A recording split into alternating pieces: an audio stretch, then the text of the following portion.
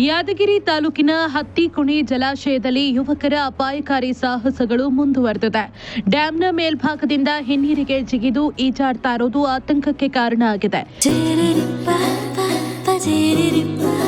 ಪರಿಶುದ್ಧ ನಂದಿನಿ ಹಾಲಿನಿಂದ ತಯಾರಿಸಿದ ನೈಜ ನಂದಿನಿ ಐಸ್ ಕ್ರೀಮ್ಸ್.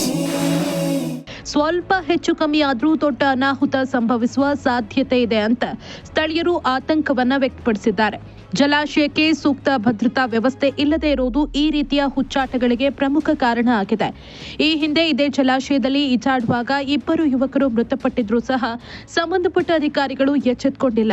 ಈ ನಿರ್ಲಕ್ಷ್ಯದಿಂದಾಗಿ ಯುವಕರ ಅಜಾಗರೂಕತೆ ವರ್ತನೆಗಳಿಗೆ ಕಡಿವಾಣ ಬೀಳ್ತಾ ಇಲ್ಲ.